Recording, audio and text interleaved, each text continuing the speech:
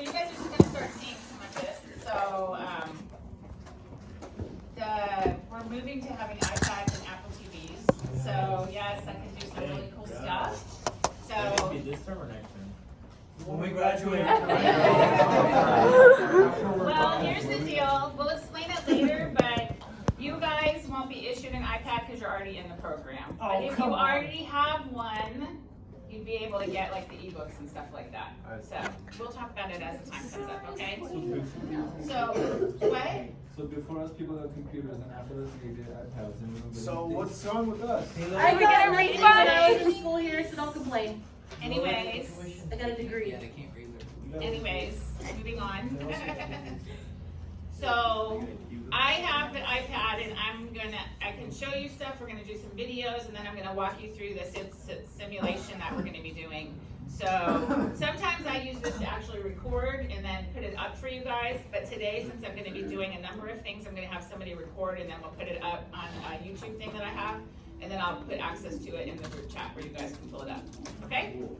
So we're gonna talk about cardioversion today. So tell us, Heather, what you saw from this patient who came in and got cardioverted.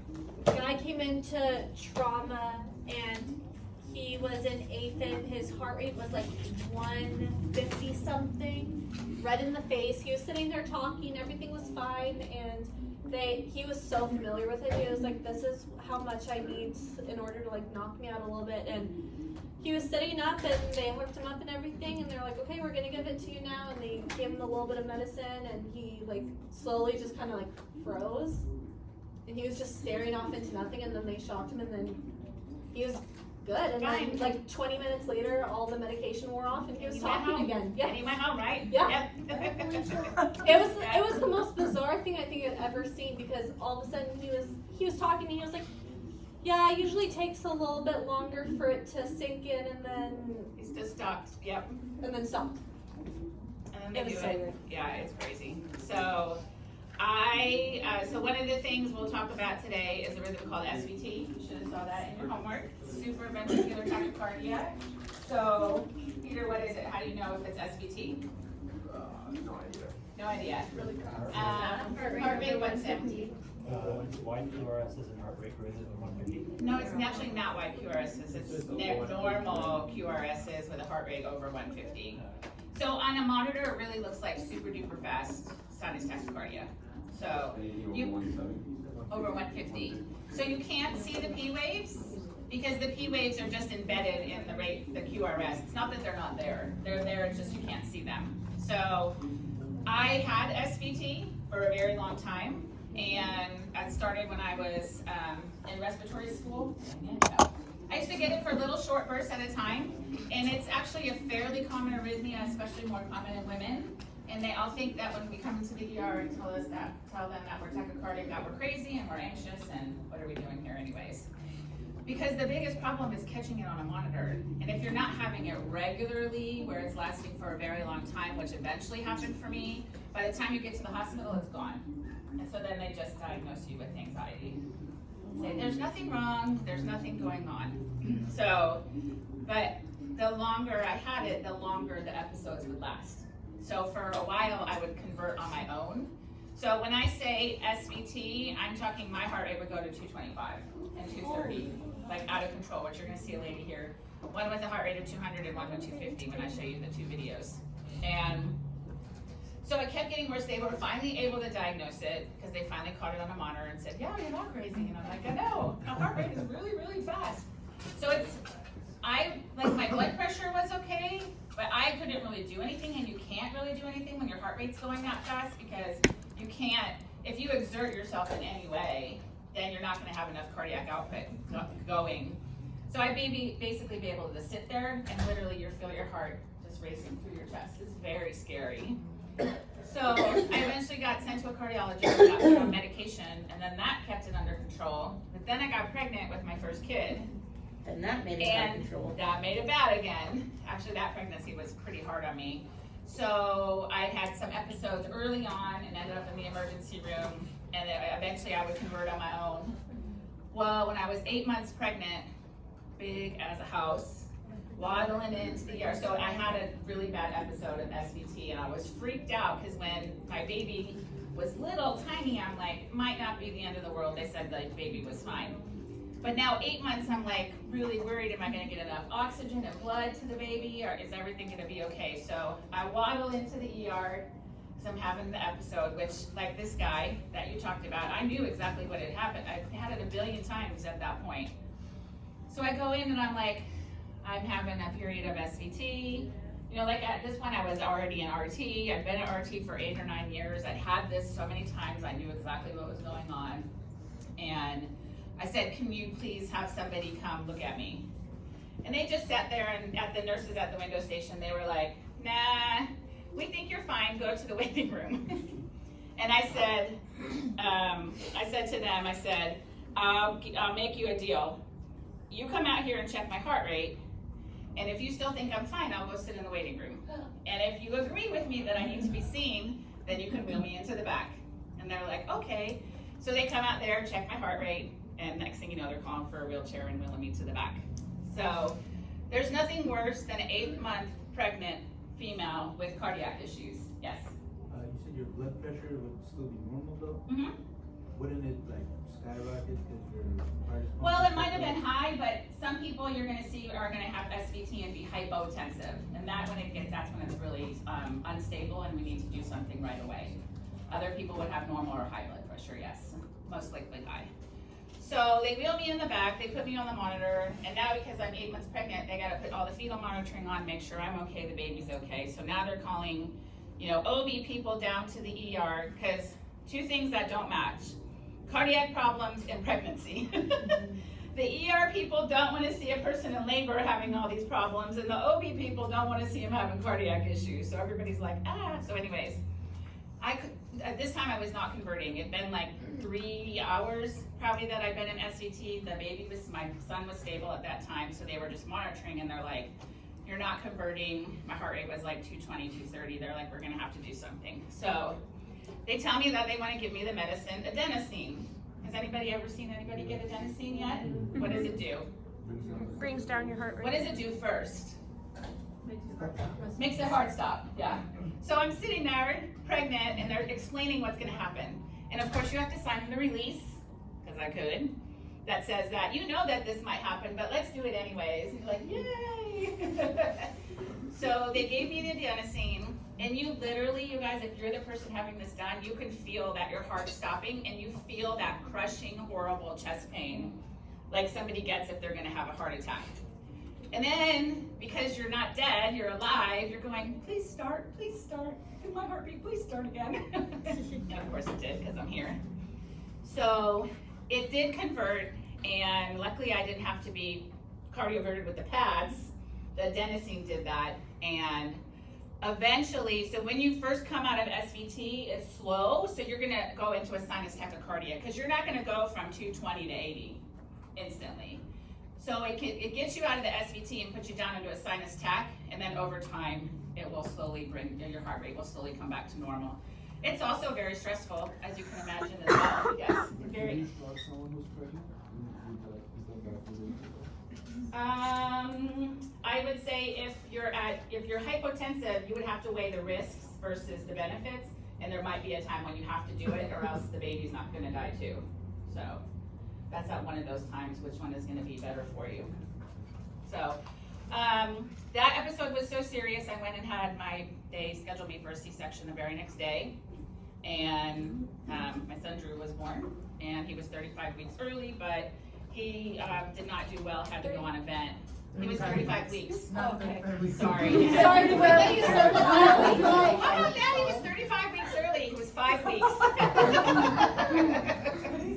I know. I'm not functioning at a fast level today, so. So he ended up on a vent and went to another hospital in the NICU while I waited there, and had to go to the cardiac ICU so they could monitor me and all that. So that was a whole bunch of fun. And then a month later, I had an ablation. So does anybody know what that is? It's very common now. Yeah, they basically cauterize. I have a patient, my vent patient, he went in for, he's had several, just another routine ablation, and they nicked his diaphragm and paralyzed it. Yeah. He's done. Yeah, there's always complications to everything that you have done. So I ended up having an ablation, so they went in and got rid of the normal pathway.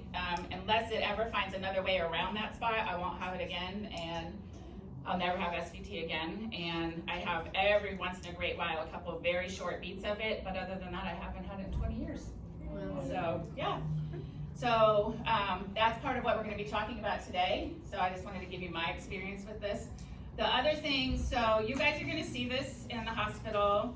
You might be involved if they're giving propofol and that to sedate your patient. But you're also gonna see it on this test here called the clinical simulation, which is one of your board exams that you're gonna take. So I sometimes hear students say, oh, you know, this isn't important because nurses are gonna do this. Well, nurses might do it. You don't know what change is gonna come to our modalities that we can do out in the field and giving medications and things like that. And you're gonna have a simulation like this one where you're going to, oh wait, where did it go? Oh, it went back to the beginning. Sorry, hold on real quick while I get it back up there. Where you're gonna have rhythms in your simulation like this one. And this rhythm is, let's see, Ajmal, where rhythm is that? AFib. Do you see any QRSs anywhere in there? In the beginning. In the beginning only. Okay. So, VFib. Yes, it's ventricular fibrillation. Does your patient have a pulse if he's in VFib? No. So you have to recognize what this rhythm is, what it means to your patient, and then you have to recommend the appropriate action. This is part of how the simulations go. So what has to be done here? Defib. You're going to defibrillate, and we'll talk about the difference between defib and cardioversion. There's other patients on this test that might have something like SVT or AFib, and you're going to have to determine if they're stable or unstable, which we're going to talk about today, and determine how to treat that. Do I give medication? Do I cardiovert? So when I say that you guys have to know this for a lot of different reasons, this is also one of them, is because you're going to have cardiac patients on your exam, and you're going to have to know how to treat them, and you have to be able to do all the things that we're going to talk about. Even if you wouldn't necessarily actually physically do it in the hospital, you're going to be involved, and you can always remember that you can always recommend anything to be done. You can recommend a doctor do anything, because all you're doing is making a recommendation. And that's also what we'll be doing when we take our tests. And Ben, you had a question? So this patient is oriented with VFib? No, that's what we're saying. They don't have a pulse. Yeah, because I'm just trying to read a 53-year-old was admitted with this rhythm. The 53-year-old is admitted to the cardiac care unit for chest pain and nausea. The patient is whatever height and weight. The following ECG rhythm strip is observed. So he was just admitted, and then you're in the room and you see him go into VFib. So he would just go to CPR office. Yeah, well, you're going to call. See, here's the thing that you have to understand. It's obvious that we need to do CPR, right? And we're going to get our pads together, get the crash cart and all that. So I'm not saying we don't do CPR, but what you have to understand when you're testing and in your mind, why do we have AEDs everywhere now? People need shock. Because the highest chance for survival is to get them defibrillated ASAP. So some of the parts of the test are showing that you know the ultimate thing that's going to fix the problem, which here is defibrillation. Yes, we're going to do CPR, but the answer to VFib is not compressions. The answer to VFib is defibrillation. So that's why that's the correct answer. And chest compressions would give you -3. Bad move. That means you did something very high risk to your patient. So I just wanted to show you guys this so that you see that there's a reason why we talk about this, even though it might be a lot of a nursing function. You will be with patients who have this done. Heather saw it, others of you are seeing it. And as RTs and clinicians in the hospital, you guys need to understand what's happening to your patient. And if you see a patient that goes into SVT in your room while you're doing something with them and their blood pressure drops, you need to know and recognize that this is now a life-threatening situation and I need to get help, because that patient needs to be cardioverted right away, as you'll find out. Make sense? Yeah. Okay. So let's watch. This is going to be a patient being actually converted with adenosine.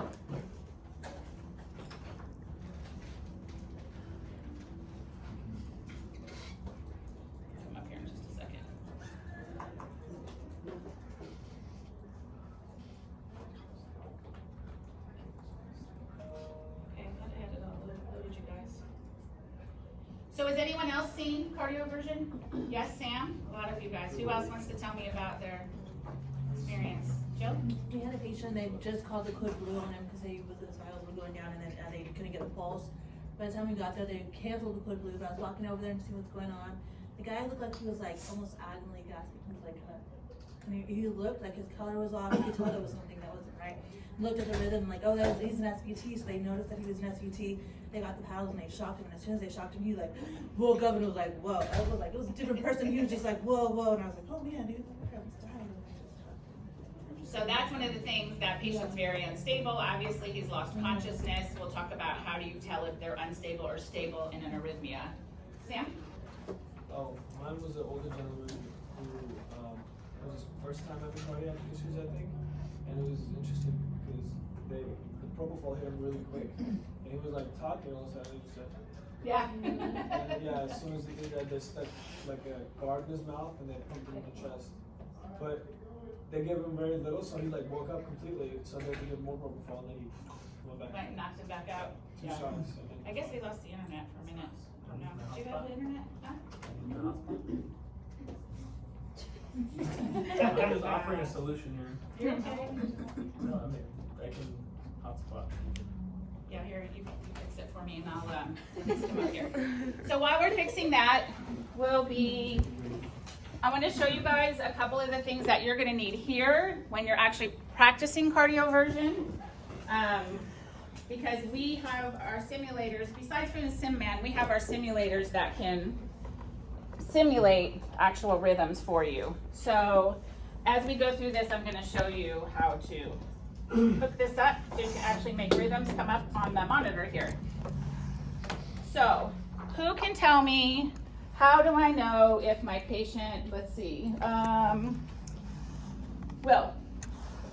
I have a patient come in to the hospital and they've come into the ER and they're complaining of having palpitations. So you put them on the monitor and you see that they're an SVT, which when I fix this, I'll be able to go through on there. So they're an SVT. How are you going to determine if you're stable or unstable? Will. Okay, so what about my blood pressure? Do you think high? Yeah, you can look. You have your notes from your homework?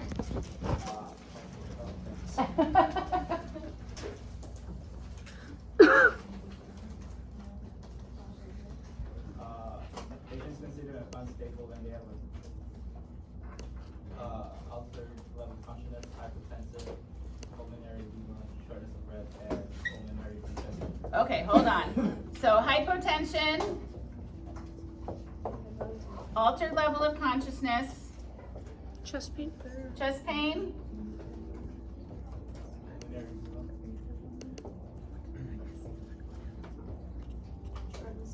shortness of breath.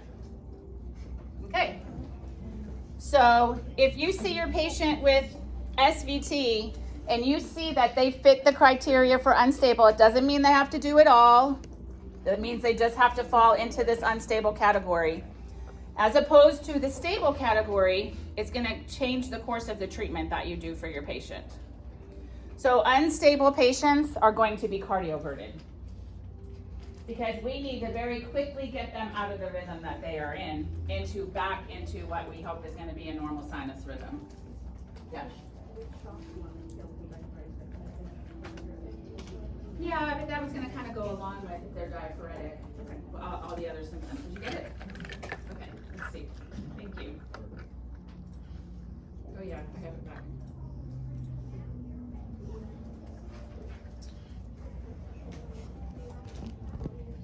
I'm watching the video. Okay.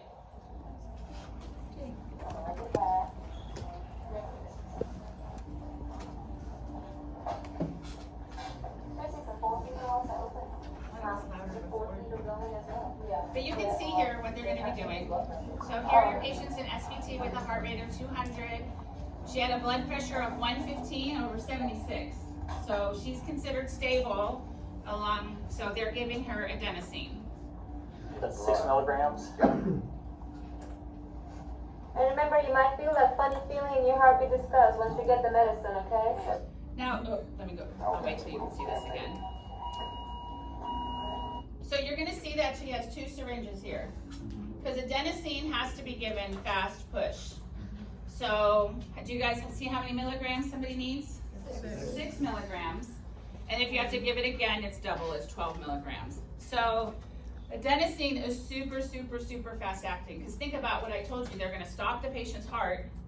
And so, soon as it goes in, we need it to get to the heart, we need to stop it, restart it, and then it needs to wear off. So it's very, very, very short acting. Because we don't want it to go back and do that again. We only want it to do it once. I just wanted to add, did you guys notice that they showed you multiple IVs? Why would we have somebody have multiple, like 2 IV access places? Why would we do that in this situation? Other meds that you push. Right, in case you have to have access, yeah. So 1 syringe here is the adenosine, and then the other syringe is 20 mLs of saline. Because what they're going to do, and she's using 2 separate syringes, sometimes you'll see them use a stopcock, and they'll have 1 syringe on one side and 1 on the other. So they can give the medicine, turn the stopcock, and push the other. Does that make sense to you guys? Yeah. So they're gonna push this adenosine, and then immediately after, they're gonna follow it by a 20 ml saline bolus fast push. And that is to help get it into the heart very quickly. So that's why you see 2 syringes here. Alright, say when. So there's gonna go the 1, That's okay, you can call it shot. and now watch the saline go in right after it, fast push. And then they're gonna show it up on the monitor. Just wait a few seconds and you're gonna see the heart stop and then convert. There it goes. And now it converted back into sinus tach. Works just like that. Isn't that amazing? And you'll see it's gonna go into a little bit of a tachycardia. It's not gonna go right back down immediately.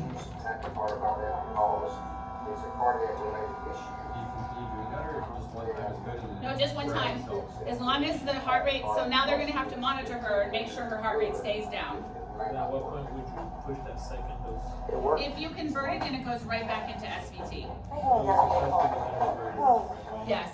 So sometimes you'll get the adenosine and it'll look like it's gonna stop, but it goes right back into it. And if that happens, When would you cardioversion? Second push doesn't work?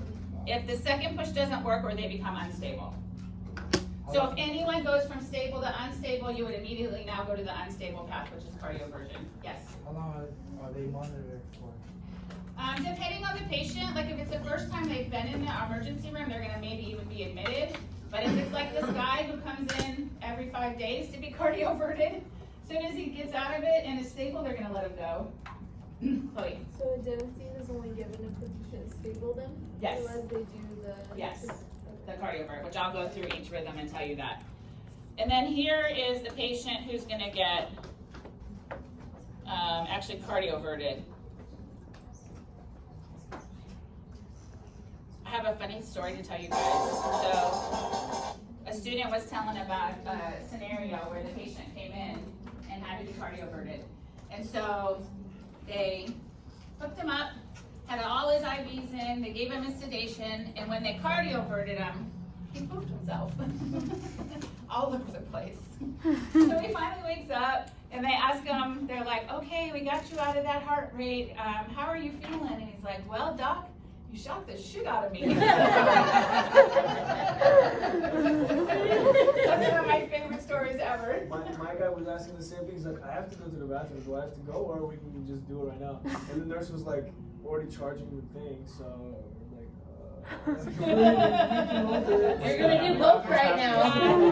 That's one of my favorite cardioversion stories ever. Okay, so this is gonna actually be a cardioversion. So this one's a little bit longer.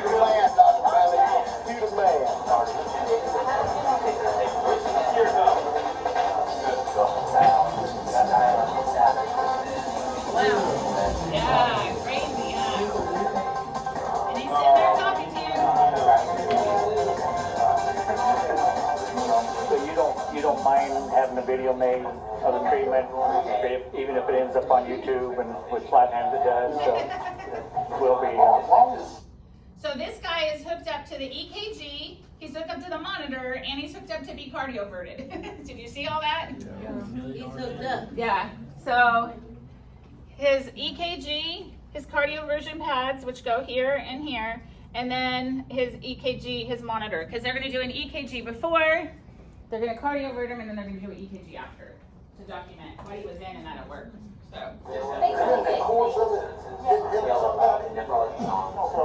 Yeah, these are important educational tools. So we tried, Charlie, what have we done so far? I did 6 and 12 adenosine, we did 24 all the vagal maneuvers here. No success. Okay. So they even gave 24. So 4 days in a row, this guy just had 4 episodes. You can try the Valsalva maneuver if your patient's stable. You know, that's where you ask him to bear down. If you ask me, it's kind of worthless. Never worked, but anyways. So you can ask him to do that. So they gave him 6 milligrams, 12 milligrams. They even gave him 24 milligrams, and he still hasn't converted. So at this point, they say we have to cardiovert because that's obviously not working. All right, we're going to send you back, okay? All right.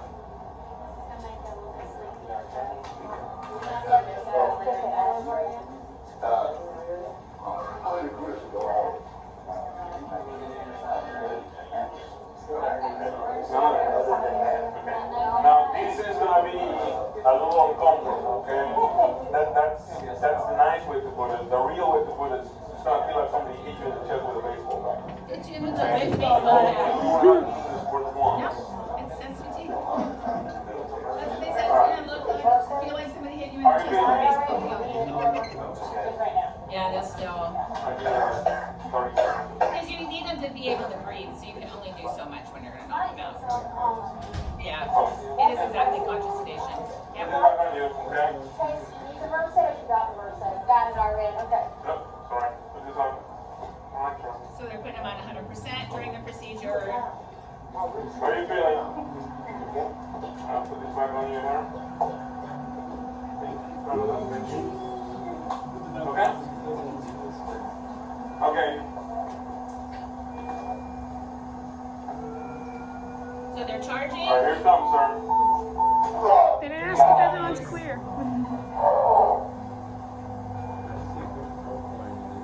Yeah, they gave him Versed. Okay, but.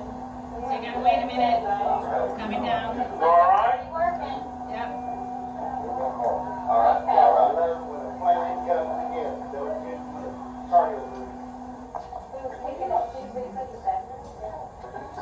We didn't sedate him completely because of his low blood pressure. Correct.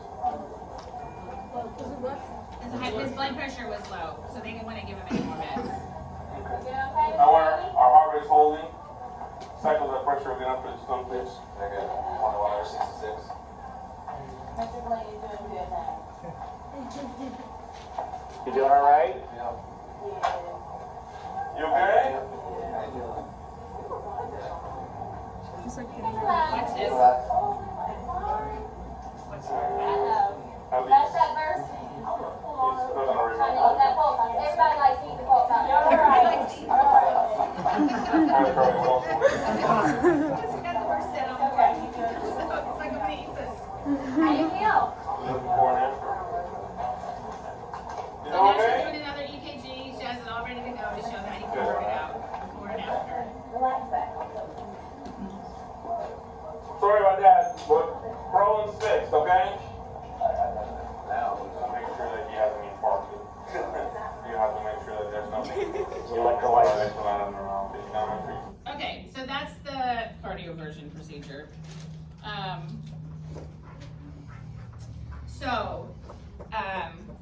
As we go through the rhythms and what we're gonna do for our patient, you need to remember for each one, stable versus unstable. What is wrong with my patient? If you see they're hypotensive, they are unstable.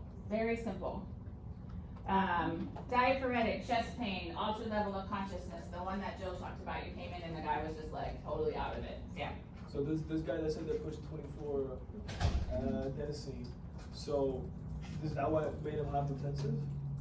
Probably had other problems. Yeah. Or wouldn't they have not given adenosine if he was already hypotensive though? Because he would have been unstable. So That might be what made him hypotensive. I don't know because we didn't see that part, but it could be. What is that Yes. one of the side effects for adenosine? You know what? I'd have to check. I'm not positive. You could well check it out.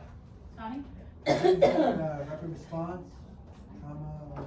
Rapid response is what you could be called to for this. Or if they come into the ER, if you go into the room like Jill had and the patient's like out of it and unconscious and you're calling a rapid response and you see when you get there they need to be cardioverted. Yes. So the idea that they can be hypotensive even with a higher heart rate, is that just because the heart is not really pumping effectively and it's not. Because the heart rate is so fast it can't pump anymore. Fully contract Right. and expand. Yep. Yep. Yes. Do you need to what? Yes, absolutely. We'll go through that. We sure do.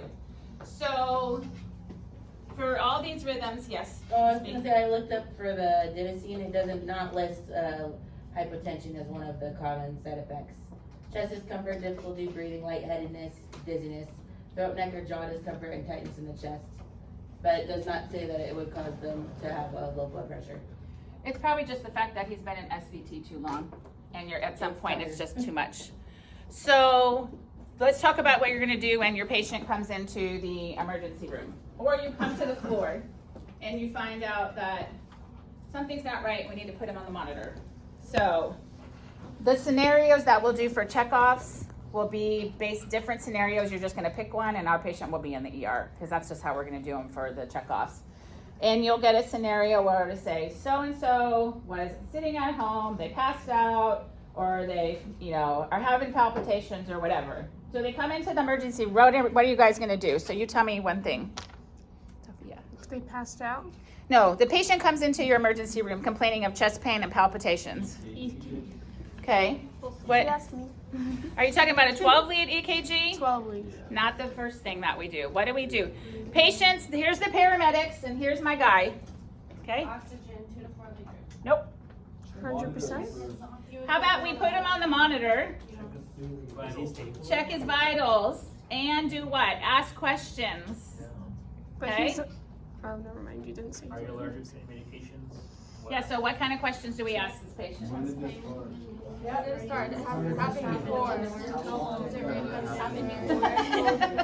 Okay, so let's walk through that again, okay? So patient comes in, you're gonna put him on the monitor, which I'll show you how to do with this guy here. You're gonna put him on the monitor. You're gonna attach a blood pressure cuff. You're gonna get his saturations, check his vitals, and you're going to ask questions. All those questions we just talked about. I'm not gonna list every single one of them. How did it start? Is there anything that makes it worse? Where is the pain? Have you had it before? Can you describe it? Blah, blah, blah. Do you have any allergies? Do you have any history of anything? And if the pulse ox is below 94, we put them on oxygen. 2 liters to 4 liters is fine. They don't need a non-rebreather right off the bat. If the patient's sat is 94 or higher, they no longer get oxygen. What's wrong, Raquel? Got a question? I'm trying to write and listen, and I didn't hear when you said it's less than 94, you'll just throw on 2 liters? Yeah, but if the saturation is less than 94%, they need 2 to 4 liters of oxygen.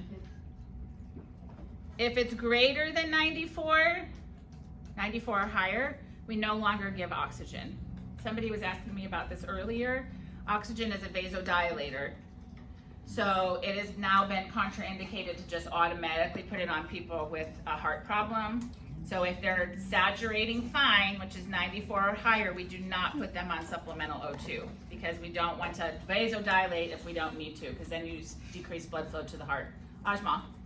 If they're 94 and higher, but they're like respiratory distress or labored breathing, then we Wait and just see what's going to go on. Are you going to try to cardiovert them? Because when you actually go to do the procedure, you'll put them on the oxygen at that point.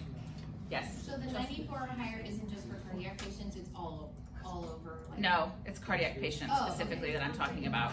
Right, okay, but then he asked about the respiratory distress, so it's like... Well, he's saying what if on top of their on top of... Yeah, so we're treating him as a cardiac patient right now, so no oxygen unless it's less than 94. Okay, so if someone comes into the ER with other symptoms that haven't been identified as cardiac, but they have 94 or less. It'll depend. If somebody has a saturation of 94, why do they need oxygen, even if they say they're in respiratory distress? Yeah. Miss Foss, Yeah. Hold on, Abel had a question first. So just to confirm, if it's greater than 94, no O2, 94 and below? No, 94 and higher, no oxygen. Less than 94, oxygen. Yes, okay. Okay. Julie? Do they tell you that they have cardiac issues, or? No, they're here for cardiac issues. They have chest pain and palpitations. That makes them a cardiac patient. Okay. So we're treating this patient right now during cardioversion as a cardiac patient, okay?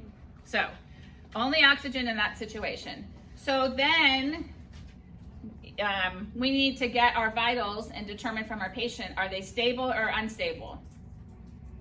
And you'll be determining that in real life, of course, or on your simulations from what you get. Here, you're gonna tell me that you're hooking them to a pulse ox, you put them on the monitor. When you put them on the monitor, it's actually gonna show on here. I would tell you what their pulse ox is. When you put the blood pressure cuff on, I would tell you what their blood pressure is.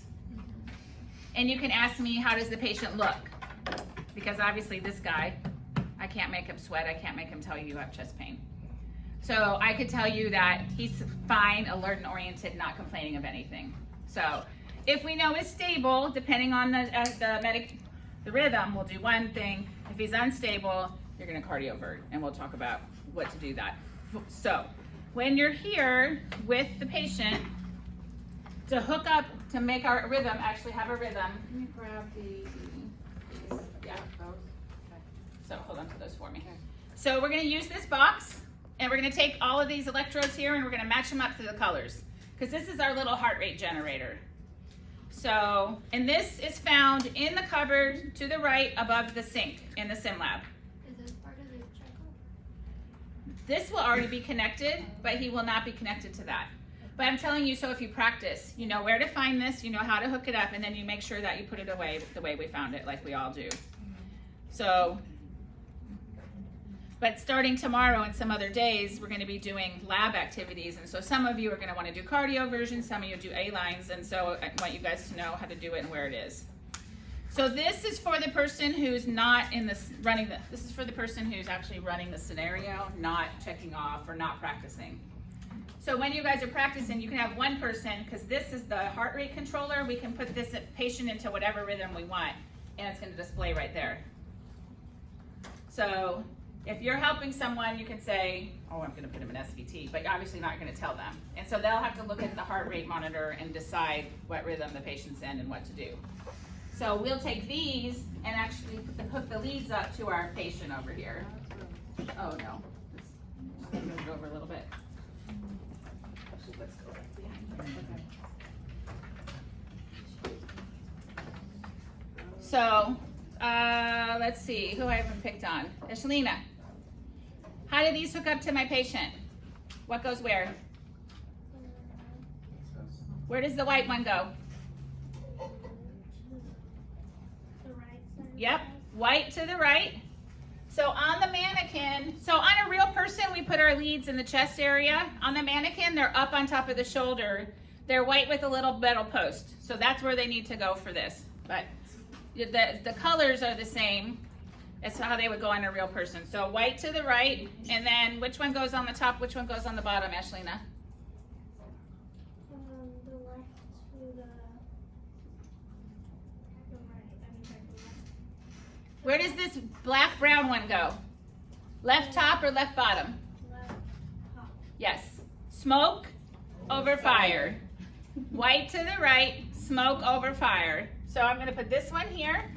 Again, it's a white patch, and the red one goes down here. In the these little leads things say not a defibrillation site, so you'll know you're at the right one. So that one's going to go here. Guys, people are still asking, white on the right, smoke over fire. But where does the red one? On the top. The Oh, red one's you'll be the able to bottom. see when you come and look at the mannequin. There's a spot for them. Up here, just see where I'm pointing. Up here, you want to come, Yeah. Sophia, so we can show them? If you get tired, Sophie, I'll swap you. So it's here, here, and then the other one is over here. Yeah. Right on the side like that, not a defibrillator. There you go. So now that'll show. Oh, is it dead? Let's see. So then you're gonna turn your monitor on, you guys. And we're gonna turn it to monitor.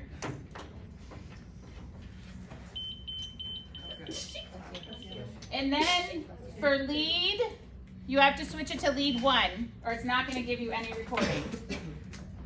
And when next to the word ECG, it'll say 1 and it's not picking up.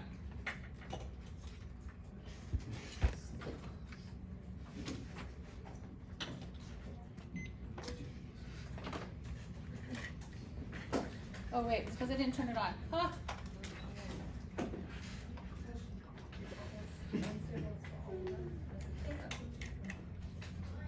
Are you kidding me? Batteries are dead. Okay. You don't have to have all. So we'll come back to that in a minute. So we're gonna go back up on the screen. Huh? Well, the patient's gonna be okay for right now. I know. It's okay, Sim Man. We'll be right back. That's right. After a word from our sponsor. Okay. All I'm gonna do is show you how to get the rhythm on the monitor when we come back over there. So, that first rhythm up at the top, what is that? It's normal sinus rhythm. Sure is. Very good. Chloe, what's the next one down? Sinus tachycardia. Sinus tachycardia. Who knows, or I'll just tell you the number 1 cause of sinus tachycardia is hypoxemia. So, huh? No, It's not albuterol. Huh? Not albuterol. Yeah, no, not albuterol. I'm not gonna worry about that one. So this next one at the top, Isabella, what is happening in that rhythm right there? What do you see? Do you know what those are called?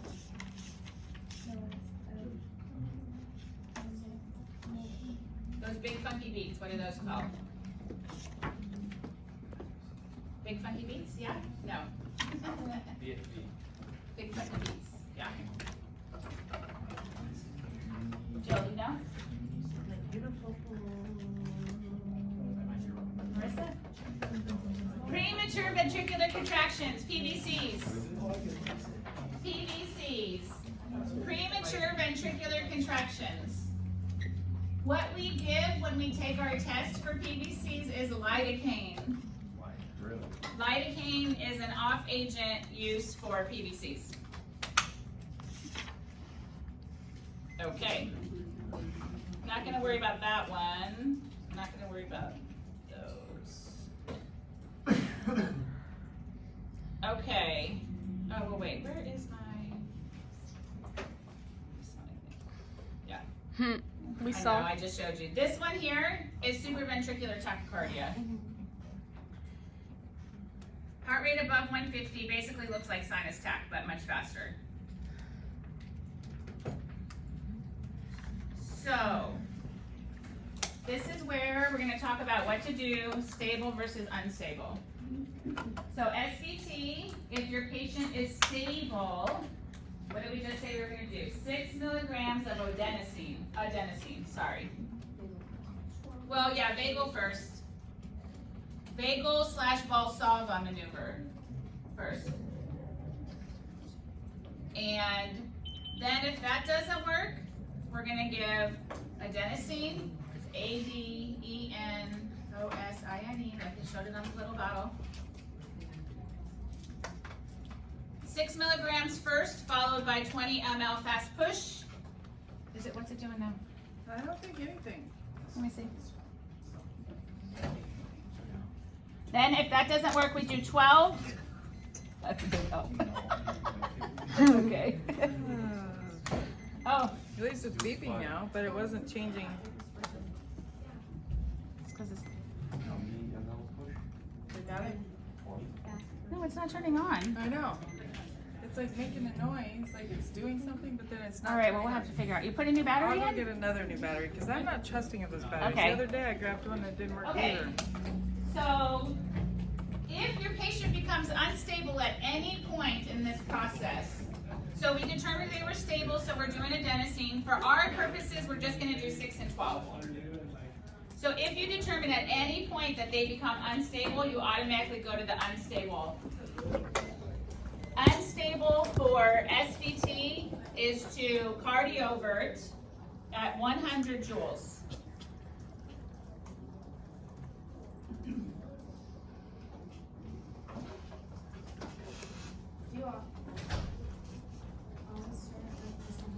It's 50 to 100. It's 50 to 100. Depending on the, like, narrow line. Yeah, I mean, for us, it's just 50 to 100, but if it's SVT, that's what you need to know. So the other thing you need to know is your defibrillator biphasic or monophasic? So biphasic is basically doing twice the electrical joules, and monophasic is once.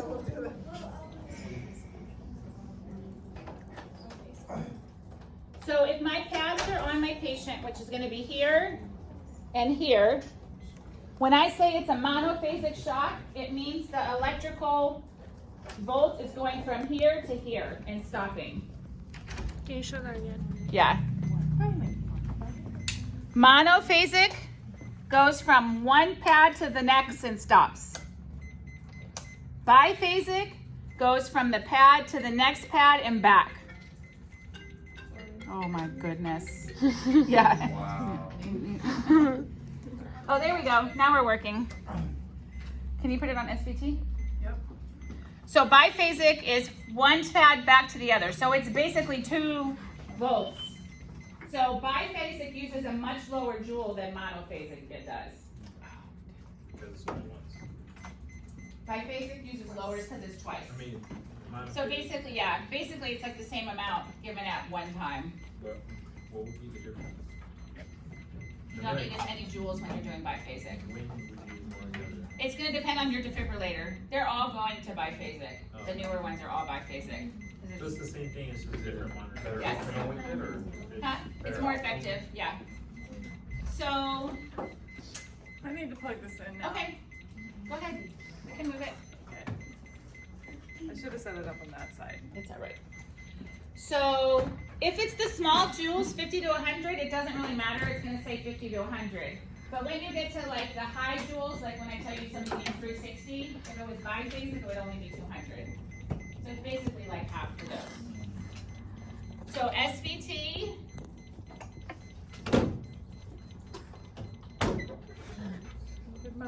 This is why RTs don't drive down the hallway. Hey, I'm a professional driver. Okay, so just to be clear, SVT stable medication, Valsalva, vagal maneuver, 6, 12, followed by 20 mLs fast push. If that doesn't work, you're gonna cardiovert. Unstable, you go right to cardioversion. Start at 50 to 100, and then you go up in what they call a stepwise fashion. So if 100 doesn't work, you go to 150. They usually go up in 50 until your patient converts or dies. Wow. I remember almost everybody said something about if you were in the higher joules, it would like kind of detect how much the patient weighs based off of the couple parts. Oh, I don't know. To tell you the truth, no, I'm not sure. Okay. You go from 50 to 100 and 150? Yeah, up in 50 increments from there. Because that's what monitors do, they beep. So that's SVT, so now we can go to,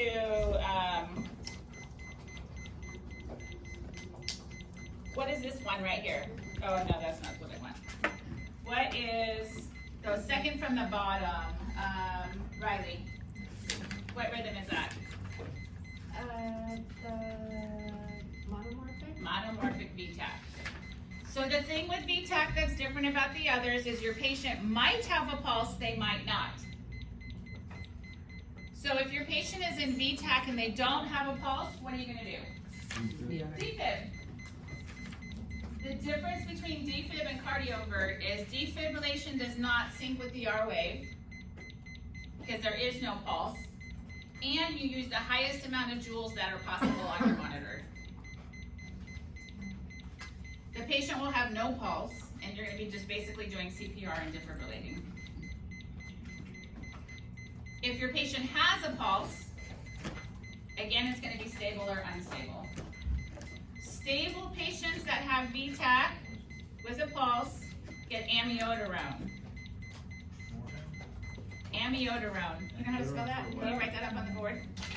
Amiodarone is for stable VTAC. Monomorphic VTAC only.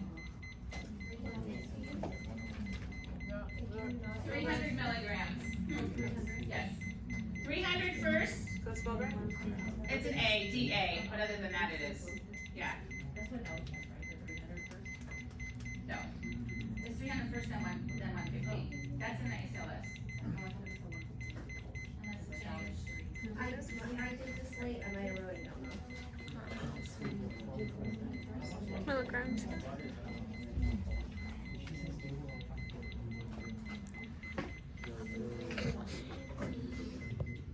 Okay, sorry. Then it's 300? No, I thought it was 300 and then you go to 150 after for the next. Yeah, and then the second. Let me clarify because I was pretty sure it was 300 then 150. Let me double check. Okay, you're gonna give amiodarone. Yeah, excuse me, you wanna look it up real quick? And again, if at any point during this procedure your patient becomes unstable, what are you gonna do? Cardiovert. Cardioverting for monomorphic starts at 100, and then you just go up as needed.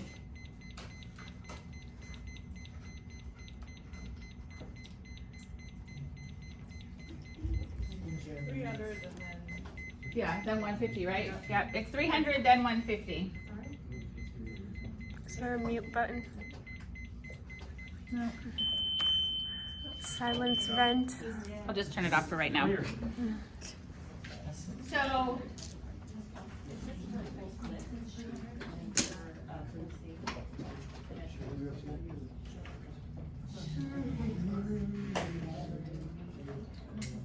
okay. Oh, other than, okay.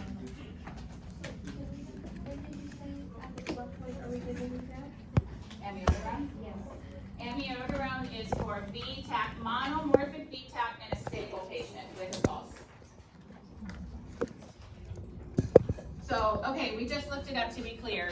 It's 150 for stable patients. For what? For VTAC, yes, and repeat as necessary. It said for. Okay. I'll double, triple check when we're done myself, but for right now, if your patient has a pulse, it looks like there's conflicting information. Yeah, So if your patient has a pulse, you give 150. If they don't have a pulse, you're going to defib, and then you give amiodarone at 300 and then 150. So the higher dose is for without a pulse. I have my ACLS. Yeah. So we'll check.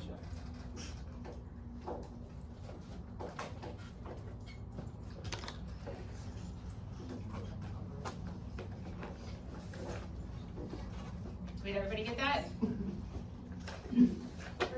No pulse defib at 350, then. No, defib at the highest amount, and then you can give amiodarone at 300. Do those happen consecutively, or do you defib and then wait for a little bit? You defib first, and if that doesn't work, you can give amiodarone. Yes. I know, just let me double check, okay? Tommy, what's that top rhythm there? VFib. Yes, VFib, no pulse, and it equals defib, correct. VFib, defib. So it's for amiodarone for pulsive, so with PEA and asystole, it's 300 and then 150. So I got For pulseless. For pulseless. Yes. So I got ACLS. So Yeah, that's what, yes. Okay. And then the other one's 150. Right? Yeah, so that's what we said, yeah. Okay. So let's be clear, if your patient has stable monomorphic VTAC, they get amiodarone 150. Yeah, you don't have to, whatever. Yes. The unstable one or the no pulse one, would that still be monomorphic or would it kind of go over its place? No, this is monomorphic. The whole Yeah, it's monomorphic. Then monomorphic without a pulse, you're gonna defib and then you give amiodarone 300 and then 150. So this makes sense that the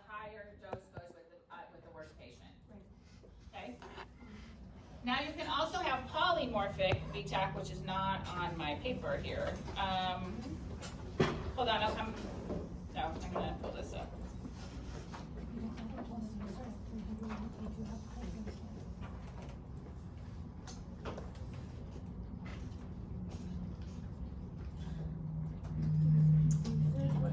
I know, it's so cool. Polymorphic VTAC looks more like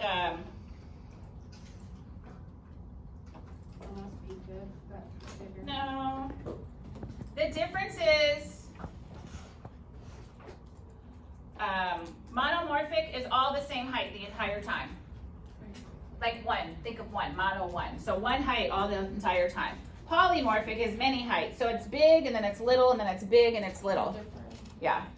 So big, little, that's how polymorphic is.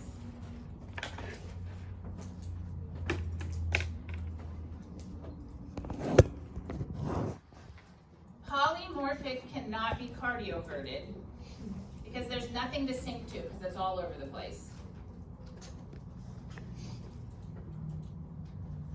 So polymorphic VTAC is the one time we defibrillate a patient with a pulse.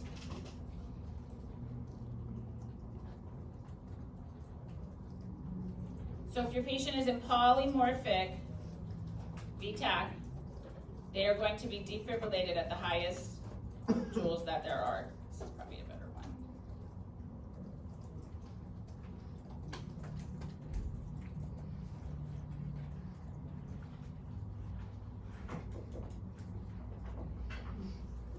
That one's a little bit better. See how it's large and then small and then large again? That's polymorphic. Yeah.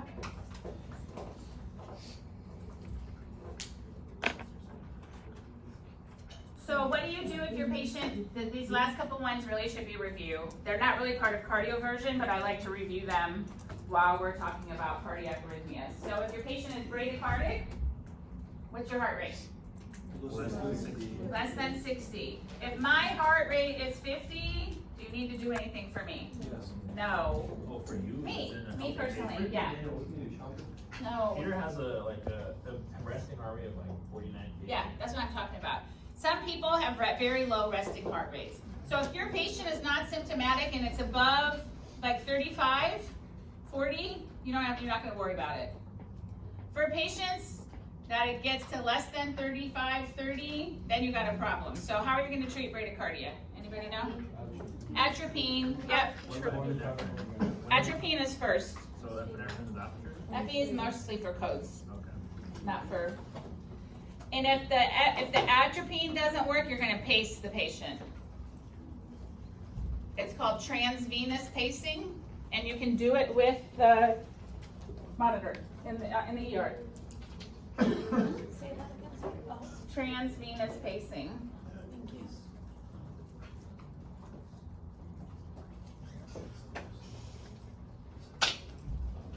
And transvenous pacing is for unstable, right? It's for bradycardia that's not coming up with atropine.